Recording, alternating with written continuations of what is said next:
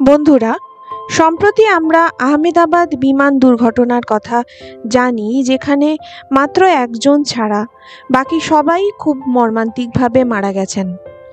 সেই সব মানুষগুলি এবং তাদের পরিবারের জন্য আমরা সবাই গভীরভাবে শোকাহত।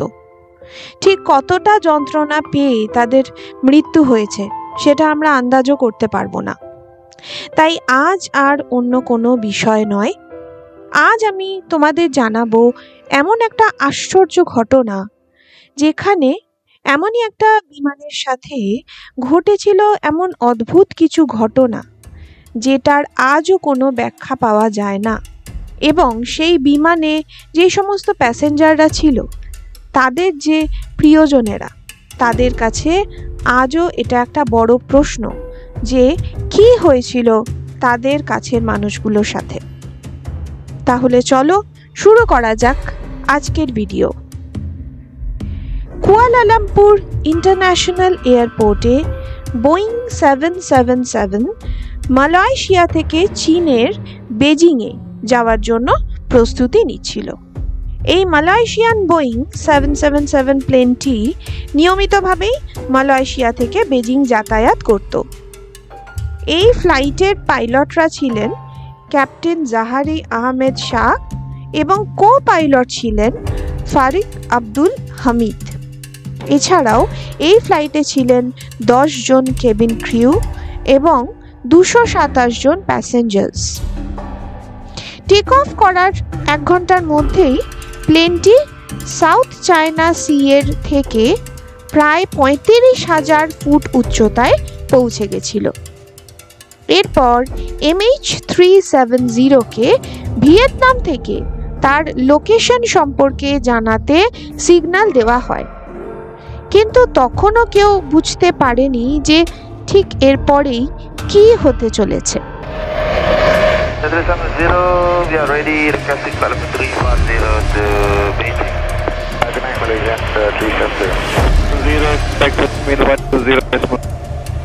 ঠিক কথোপকথনের 1 মিনিট কয়েক সেকেন্ড পরেই এয়ারক্রাফটটা কুয়ালালামপুর আর ব্যাংককের এটিসি র্যাডার থেকে অদৃশ্য হয়ে যায়। হ্যাঁ বন্ধুরা, তোমরা ঠিকই শুনছো। আর এয়ার ট্রাফিক কন্ট্রোলের সবার কাছে এটা ক্লিয়ার হয়ে যায় যে এয়ারক্রাফটের ট্রান্সপন্ডার দুটো কোনোভাবে বন্ধ হয়ে গেছে, বা কেউ ট্রান্সপন্ডার দুটো কোনো উদ্দেশ্যে বন্ধ করে দিয়েছে। তোমাদের জানিয়ে রাখি, এই ট্রান্সপন্ডার হলো এয়ারক্রাফটের এমন একটা পার্ট যার মাধ্যমে কাছাকাছি অবস্থিত এয়ার ট্রাফিক কন্ট্রোল বা কোনো এটিসির সাথে যোগাযোগ স্থাপন করা যায়। এই ট্রান্সপন্ডার বন্ধ হয়ে যাওয়ায় মনে হয় যেন বোয়িং 777 প্লেনটি রাডার থেকে একদম অদৃশ্য হয়ে গেছে। যথারীতি নির্দিষ্ট সময়ে বেজিংয়ে পৌঁছতে পারেনি MH370 বিমানটি। এই MH370 হারিয়ে যাওয়ার ঘটনা সারা পৃথিবীর সবাইকে চমকে দেয়। খুব তাড়াতাড়ি এটা নিউজ হেডলাইন হয়ে যায় এবং মালয়েশিয়ান এয়ারলাইন্সের ওপর চাপ বাড়তে থাকে। তাই তারা একটা মাল্টিন্যাশনাল সার্চ অপারেশন শুরু করে।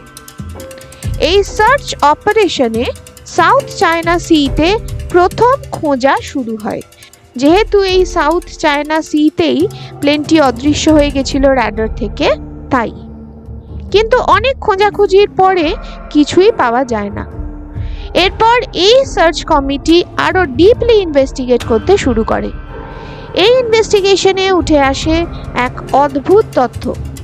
দেখা যায় যে এয়ার ট্রাফিক কন্ট্রোলের রাডার থেকে বেরিয়ে গেলেও মালয়েশিয়ার মিলিটারি রাডারে কিন্তু এই প্লেনটি ধরা পড়েছে।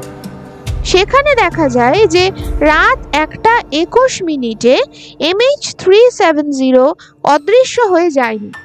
প্লেনটি সেই পজিশন থেকে খুব তাড়াতাড়ি লেফটে টার্ন নেয় এবং বেজিংয়ের পুরো উল্টো দিকের ডিরেকশনে যেতে থাকে।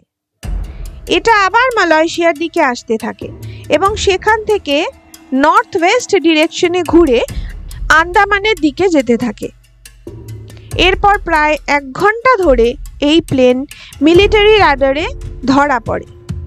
শেষ পর্যন্ত মালয়েশিয়ার মালাক্কার খুব কাছে এই বিমানটাকে লাস্ট দেখা যায়।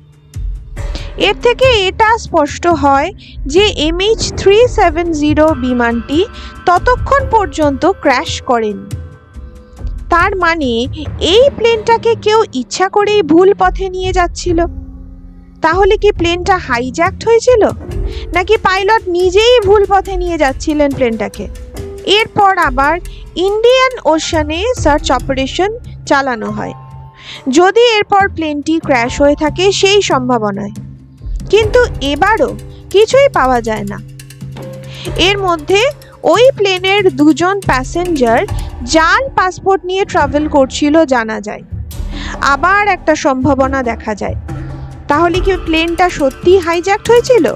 কিন্তু না, দেখা যায় যে এই 2 জন প্যাসেঞ্জার কোনো জঙ্গি গোষ্ঠীর সাথে যুক্ত ছিল না, বা তাদের কোনো খারাপ ক্রাইম রেকর্ডও ছিল না। এরপর সন্দেহ যায় পাইলটদের ওপর, বিশেষ করে জাহারে আহমেদ শাহের ওপর।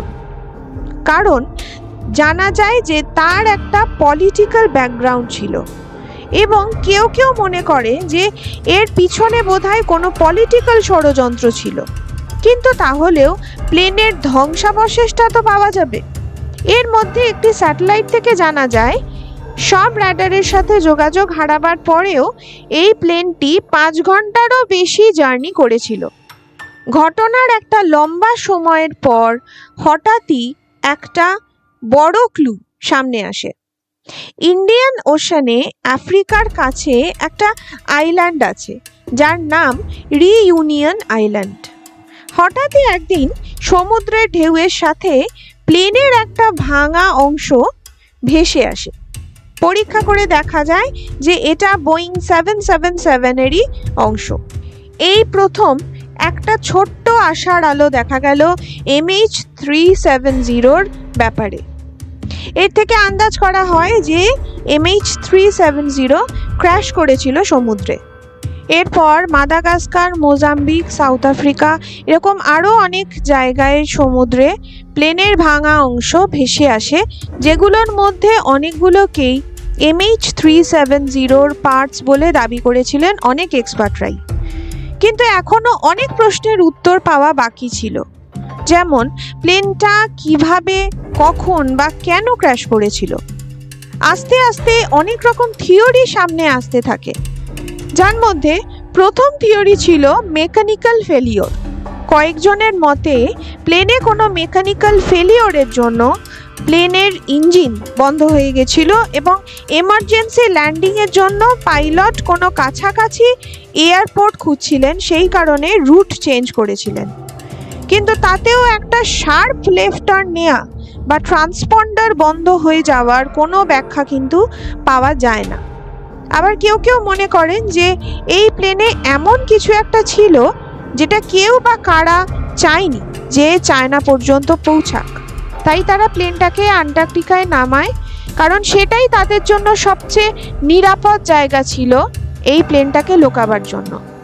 আর সেই কারণেই হাইজ্যাকাররা কোনো দেশের কাছে কোনো কিছু ডিমান্ড করেনি, কারণ তারা যেটা ডিমান্ড করত সেটাই ছিল সেই প্লেনের মধ্যে, যদিও এই তথ্যের কোনো প্রমাণ পাওয়া যায়নি। আবার নিউ ইয়র্ক টাইমসের রিপোর্ট অনুযায়ী প্লেনটা 45,000 ফুটের ওপরে চলে যায়, যার ফলে পাইলট ও যাত্রীরা সবাই অজ্ঞান হয়ে যায়, যার পর আরও 5 ঘন্টা প্লেনটা অটো পাইলটে চলে, আর ফুয়েল শেষ হয়ে গেলে ভেঙে পড়ে সমুদ্রে। এরকম আরও অনেক কন্ট্রোভার্সিয়াল থিওরি সামনে আসে, যার কোনোটাই কিন্তু প্রমাণিত নয়। এরপর অফিসিয়ালি আন্ডার ওয়াটার সার্চকে বন্ধ করে দেওয়া হয় 2017 সালে। 2018-তে ওশান ইনফিনিটি নামের একটি কোম্পানি নো ফাইন্ড নো ফিজ এই চুক্তিতে আবার নতুন করে সার্চ অপারেশন শুরু করে। কিন্তু আজ পর্যন্ত MH370-র মূল ধ্বংসাবশেষ কিন্তু পাওয়া যায়নি। এখনো সেই সব মানুষগুলোর পরিবারের মানুষরা জানেই না যে তাদের কাছের মানুষগুলোর সাথে সেদিন ঠিক কি হয়েছিল। বন্ধুরা, আজকের এই ভিডিও তোমাদের কেমন লাগলো অবশ্যই আমাদের জানাবে। আর যদি ভালো লাগে তাহলে অবশ্যই লাইক করবে আর সাবস্ক্রাইব করবে মিস্ট্রি বক্সকে। তাহলে আজকের মতো গুড নাইট।